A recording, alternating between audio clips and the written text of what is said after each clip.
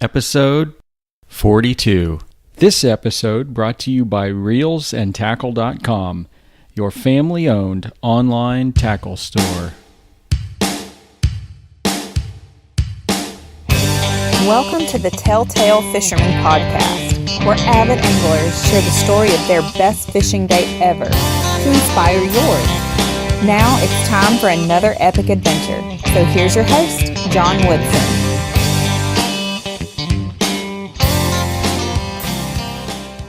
Okay, welcome to the show. Our guest today is FLW Tour Pro, Cody Kelley. Cody, welcome aboard. Hey, appreciate you having me. So we were just talking a little bit before the interview here, and I understand that you are actually driving and sort of headed in my direction towards Florida for the first tour event of the year. I am, and happy to be headed that way. We had, what are they calling it? They name all the storms now. Winter Storm Inga, I think, and it's been below freezing for several days, so I'm looking forward to getting down to Florida. Ooh, yeah. So, and you're coming from Arkansas, correct? Yep, Central Arkansas, just north of Little Rock. Yeah, I know that's big bass country up there as well. Are you originally from Arkansas? Yep. Born and raised. I feel like, the last few years with the tour, I've lived elsewhere more than back home. But born and raised there, kind of cut my teeth fishing around there. Okay. Yeah. So just tell us a little bit about, growing up fishing there and, how you got into fishing. Was it a family deal, Dad and everybody went, or did you pick it up on your own? How did that come to be? It's really a funny story because I get that question a lot, and I tell people, they say, you hunt a lot, you fish a lot, is it your family thing? I said, it's really not. I don't really know where I started fishing. I know my grandparents had some ponds, and so they would take me out there, just catching brim and little bass and stuff. And I was always watching, Hank Parker and Bill Dance and all those guys, and started Lake Conway. Anybody who's ever been on I-40 has seen Lake Conway. Because if people ask me about it, stump field, lily pads, just kind of a bass heaven. Well, I'd walk down there and fish after school, and my grandpa, he didn't know anything about fishing or hunting, but he would take me at least, so I'd have the opportunity. And over the years, it started enjoying it, and some neighbors actually had, I don't know if you remember the old hardback Fisherman books you used to get when you were a member. Mm-hmm. Well, he had a whole stack of them. I mean, I'm not exaggerating. The stack was probably 3 foot tall of all these different books. And, this is before, I'm 28, so not old, but this was before YouTube and a lot of the, information that was out there like it is now. And right. So I just started going through these books, and that's kind of how I would pick up, I'd read one story about soft plastics and one story about frogs, and then, I got to go to Walmart, or I got to go, right. to Academy or wherever and pick this lure up and try it, and would run down to the lake after school and try it, and it just kind of developed.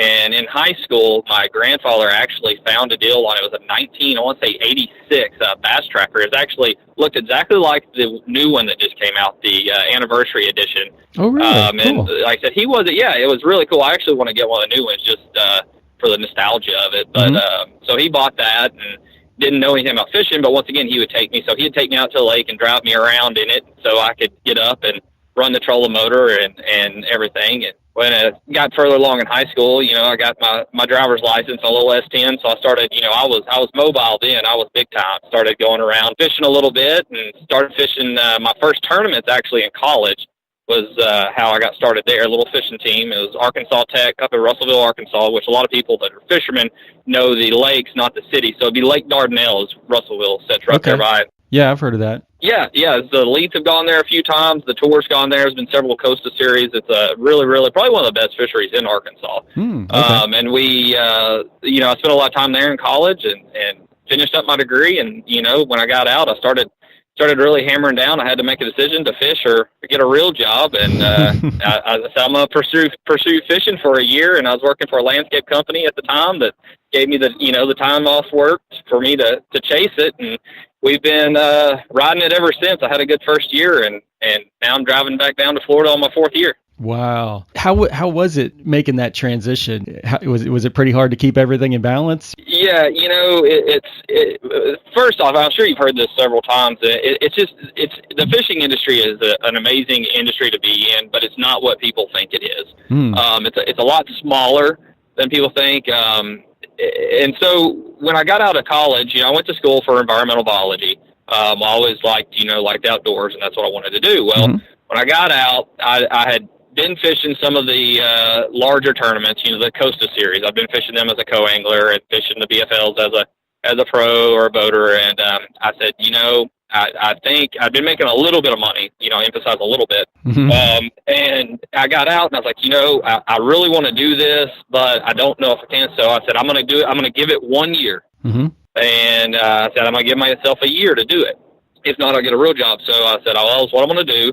Because I'd made a little bit of money, and every time I would make money, I just put it back into account instead of spending it, and just kind of reinvest it in myself. Right. And I said, well, I'm going to fish the Codys. I think they're the Rayovacs. I'm going to fish the Codys as a pro, and then I'm going to go fish the tour as a co-angler. And Lord willing, I'll make enough money to make a run at it. If I don't, I don't. It's fine.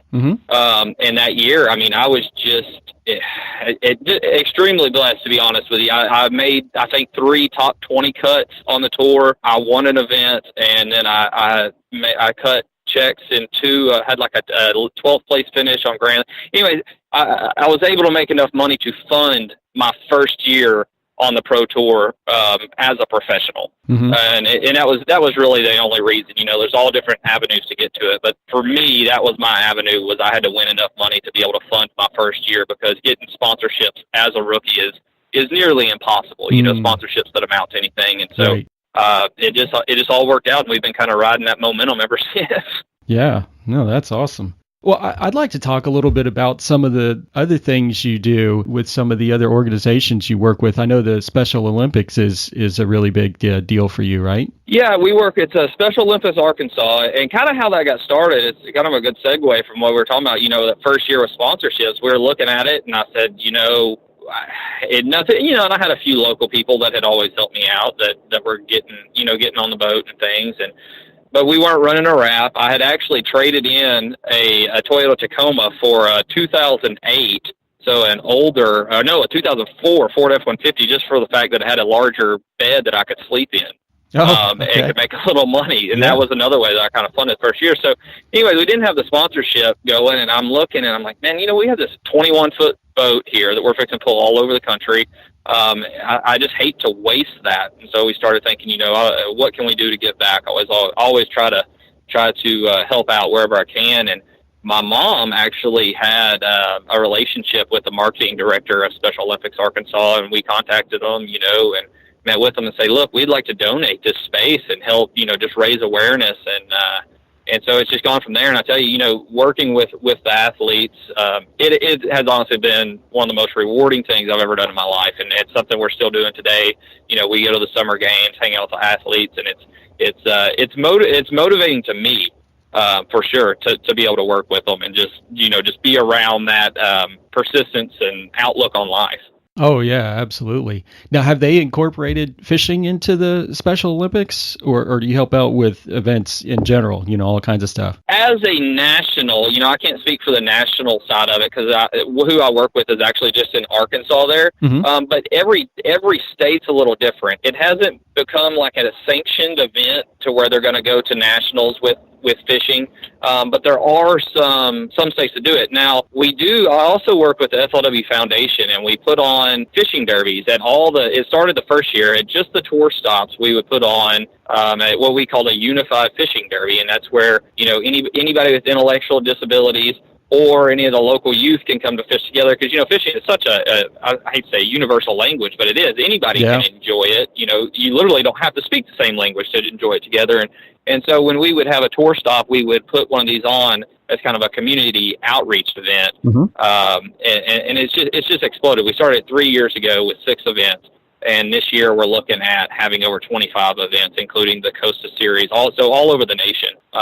We're actually getting that going. We have ambassadors all over, and it's just exploded. And people are always asking, when's the next one, and when are you coming back next year? And so that's it's really important to me. I was lucky enough to have somebody take me fishing when I was younger, even though they didn't know anything about it. And so many kids don't have that. At every event we've had a child either catch their largest fish or their first fish. And that's just something you can't beat that at all. Right. Yeah. And you talked about the importance of having somebody to take you fishing. It was your grandfather, right, who got the boat and took you out? Yep. And you know, it wasn't him solely. My dad would take me some. He knew how to fish, but as far as like, you know, having somebody in a boat teach me how to competitively fish, and my mom actually took me quite a bit. You know, she took me to, I think it was Cub Scout camp, and you know, learned how to catfish. But primarily, you know, my grandfather spent a lot of time picking me up from school and taking me and drowning worms in the local slough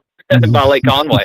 Yeah, I mean, it's just so amazing to have an adult figure like that will take the time to meet you where your interests are when you're young like that. Yeah, it's been real rewarding, you know, just being able to, even if we just reach, you know, they're not all going to be professional bass fishermen, but, you know, if it just helps establish that love for the outdoors, you know, it's all worth it. Oh, absolutely. And it's memories that they'll never forget. I mean, I'm sure there's times you spent with your grandfather out there fishing that you'll cherish always. Oh, absolutely. There's no doubt. Well, when we get back, Cody is going to share an epic, I take it it's going to be a freshwater story with us. So hang in there. Yeah.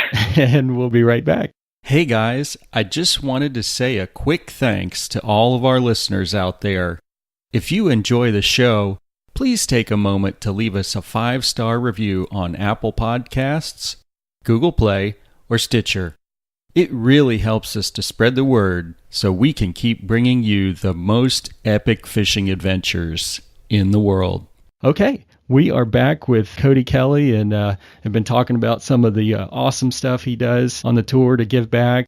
Now we want to transition in and have him tell us if he's able to single it down to just a single story. I know it may be really hard for you, but, you know, is there a story that really jumps out at you when you think back over all that awesome fishing you've done? You know, and I was actually thinking about it last night. I was like, man, I don't know, because there's so many, you know, do you go with a number story or a big fish story or what? And you know, I narrowed it down to it is neither, but one of the, I guess, most influential trips was when I was still fishing the Rayovac series. I was in college still kind of, you know, working my way up, and I went out to Kentucky Lake. First time I'd ever been there, and anybody who's ever even heard of bass fishing has heard of Kentucky Lake. Yeah. You know, it's synonymous with bass fishing, and what you hear is true. It really is. You know, it's absolutely an amazing place that you have to go if you're a bass fisherman at all. And so we're going out there, never been there, but of course I have it played up in my mind of how awesome it's going to be. And so we get out there. I was still fishing coing, you know, so I'm riding in the back of the boat. I'm learning still, and I drew out with a guy named Michael Woolley. I don't know if you ever heard of him. He's also an FLW Tour guy. Okay. He wasn't fishing the tour yet, but you may, if you've heard his name, you've heard it from. He won an event on I want to say Pickwick or Chickamauga. A couple years back, won a tour event. Okay. Super nice guy, but I drew out with him, which means I was his partner for the second day of competition. And we went down south somewhere. I don't even remember where we were. But the reason it was influential for me is in Arkansas, I was a river rat. I grew up in shallow, muddy water, throwing spinnerbaits. But, you know, we had depth finders, but didn't really need them. Fish don't school up out there, or at least where I was fishing. They don't get any schools. And we started idling, and I'm like, what is this guy doing, you know? Looking at a screen, you know, what in the world? And so finally we come up on this spot, and he goes, there they are, you know, and I can see them. You know, he let me sit beside him and look at his graph and at looking for the fish themselves. And so he progresses to turn the boat around to fish the school, which is completely you know, understandable. Sorry for the delay. Somebody just passed me on the road with a huge buck on the back of their truck. Oh, yeah. That'll catch your eye. Yeah, right. And anyway, so he spins the boat around on this point, fires out a crankbait, which is another thing. Everybody talks about Kentucky Lake crankbait fishing. And he begins to hook bass at a rate so fast that I get one cast out of the back of the boat, and he starts calling for the net. Calls for the net. I go back, go to pick my rod back up, net. After about the third one, he's like, why don't you just stand here for a second? So I'm just standing there with the net as he's firing this crankbait up on the point. And mind you, my Carolina rig is still hanging off the back of the boat back here from my one cast a few minutes ago. So he catches his limit real quick and throws a live well. And I'm just blown away. I've never seen somebody catch fish at this rate. So I go back there, and in this limit, he has a limit now. Let's call 12 pounds, just an average Kentucky Lake limit. Mm-hmm. I go back to the back deck, and I'm still blown away, probably breaking a little bit of a sweat at this point from netting these fish. Yeah. And pick my rod up, and I drag it maybe 6 inches, and I mean, boom, something about takes the rod out of my hands. I set the hook, start calling for the net, which was a good feeling after you just watch this guy body snatch these fish for the last 5 minutes. And up comes like a 5.5 or 6 pounder. Oh, man. Can't believe it. It's first cast on this spot. So he comes back there and nets it for me, and we move around. And so throughout the day, the reason it was so influential for me is just getting to see how those fish stacked up, and it just opens your mind to how fish relate to that current and as a large school, because it happens places all over the country, and everywhere we went, when he would get these schools fired up, it was just as fast as you could keep up. He had a certain little worm he likes to throw, and he would catch a fish on it and throw it in the floor. And I'd hey man, you going to use that? And he's like, what are you talking about? So I was down there trying to super glue these worms together and biting pieces off and trying to put them on my hook. I didn't know what was going on, but I was having a ball. We were catching fish, and that was actually one of the tournaments that slowly catapulted. That was finished third in that event, actually made the cut. Wow. Made, I think, $4,000, which was, at that time, that was enough to pay my Rayovac, my pro entry fees for the next year.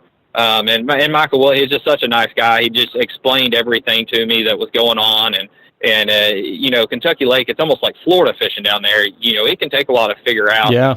And just being able to be, have an insight to that expertise and just see someone catch fish at that rate was insane. And we both just caught them to the point to by the end of the day and the morning of the third day, I was putting electrical tape on the palms of my hands to tape them up because they hurt so bad from handling so many fish. It was that bad. I mean, you see pictures of bass thumb, but they were literally to the point to where we were taping our hands up because it hurt so bad. Yeah, I've heard of bass thumb. I've never heard of bass hand. That's pretty cool. Oh, it was. Yeah, that's how you know you've been catching good ones when the roughness goes from mid thumb. It transfers from there. When you have roughness around the heel of your thumb down on your palm, that's how you know you've been catching big ones. Oh, that is awesome. Now, was this small and largemouth bass that were schooled up, or just one of the other? No. Now, every once in a while, you'll catch a big smallmouth on Kentucky Lake in the schools. We didn't that day. They're all largemouth. They're all largemouth. And these schools, it's been affected a little differently. There's some Asian carp, and I don't want to get into all that. It's changed a lot there. But these schools, when they first get out there in late May, early June, they get out there from spawn and they're trying to recover. And to be honest, they're a little bit stupid. They hadn't been pressured yet. And when you find those schools, they're massive. They'll be, you'll start scanning them, and I found some that are 75 yards long, and there's hundreds of bass there. And when you get them fired up, you can, like the stuff you've seen on TV, anything you throw out there, just about, they'll bite. A lot of times it never makes it to the bottom. So you throw out there and your bait's going down and your line just jumps. Yeah. And so it's just a hook setting contest. And it's the most incredible time. It doesn't happen every time you go to Kentucky Lake, but if you ever experience that, it's one of the most incredible things ever when it comes to bass fishing. Now, is that unique to that lake or that region? I mean, have you found that same kind of a deal elsewhere to that extent? I mean, because I've got schooling bass here in Florida a lot, but it's usually smaller ones. Usually you don't get into big ones all schooled up like that in big numbers. Yeah, it's kind of a TVA thing. So you'll see it happen on all the way up and down the TVA, Kentucky Lake, Pickwick, Chickamauga, Gunnersville. But really it's the way the lake lays out. You get the ledges everybody hears about, and so it just gives the fish something to sit on with the current. But no, you'll find that all over. It's actually funny you asked that, because after seeing how he approached it and how the fish were sitting up, I grew up on the Arkansas River, like I mentioned. Well, I went back there, and I had all the equipment to do it, but I never messed with it because, I was proficient catching fish up shallow. It worked for me. Yeah. I was like, well, I'm just going to graph around out here and look. Well, I found some real shallow shell beds. Now, I wasn't seeing fish like they do on Kentucky Lake because it was shallow, but that summer was the best summer that I've ever had on the Arkansas River. I found a shell bed off the main river, out deeper than anybody was fishing, and for about 3 weeks, you could go out there, and this shell bed's only in about 5 foot of water, 3 to 5 foot. But you could go out there and you could catch them on a topwater. You could catch them on a crankbait, anything you wanted to throw, you would catch them. And that was the best, just fish after fish after fish for hours. And wouldn't you know it, I couldn't find a single tournament within, 30-minute boat ride of that place to go take advantage of it. Yeah. But it was an incredible experience just to get to bring that over. So you will find it. You'll find it on like Douglas Lake. They're big spotted bass. Different places you'll find them way out on points. But Kentucky Lake, when it comes to offshore ledge fishing, is definitely where you'll find the most of it. That's the place, huh? That's it. And it's all, when I'm saying schooling fish too, I'm talking, they're on the bottom. They're not up schooling on bait. They're on the bottom. You're graphing them. They're sitting down there in the current, just being lazy, waiting on a big old gizzard shad or hopefully my jig to come down too. Yeah, right. That day really made a big difference in the way you fish going forward, right? I mean, that was kind of a transition point for you then. Yeah, and I guess I should have completed that. What I was getting at is what I found is it's a mindset. If you want to fish competitively, because fish, like you mentioned down in Florida, they will school up. Mm-hmm. And so the mindset behind it is instead of, just fishing something because, that point looks, and we all do it. I still find myself doing it. Fishing something because, it looks good. We've all done that. Oh, yeah. And that mindset is, even if you're not using your graphs and your electronics and equipment to find the fish, use them to find the bait, use them to, fishing high priority areas. And it was like a switch went off to, hey, this is a big lake, but the saying, 90% of the fish are in 10% of the lake. Mm-hmm. It just clicked for me, is, hey, this stuff is so good now. Let's go look for schools of fish. Let's go look for actual fish, creeks with all the bait in them to fish these high probability areas. Right. Yeah. How cool was that? It just, it was like turning the light bulb on, when you saw it happen like that. For tournament formats, a lot of times if you're a weekend guy, you might not have any practice. If you're, or, it may have been a week before. For us, we get 3 days, which sounds like a lot. But if you're on if you're on like Lewis Smith or, you're somewhere that's a huge lake, 3 days is not that much. Right. So it's so important to be in those high probability areas, to where if that's something to where you can find a creek with bait, you can literally graph fish. It just makes such a huge difference. Awesome. Well, Cody, man, I just can't thank you enough for coming on and sharing those awesome stories for us. And we're going to be watching you here over the next several months and look forward to hearing some good things about these upcoming tournaments. Yeah, man, I sure appreciate you having me on. I enjoyed it. All right, man. Take care. You too.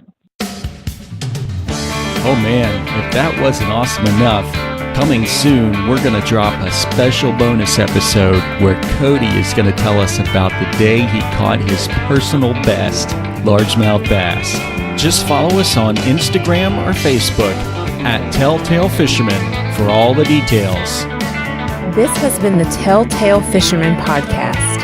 Thanks for sharing another great tale with us. Be sure to check out the show notes page for more info on today's show and the gear we talked about. Keep those lines tight, and we'll catch you next time right here on the Telltale Fisherman podcast.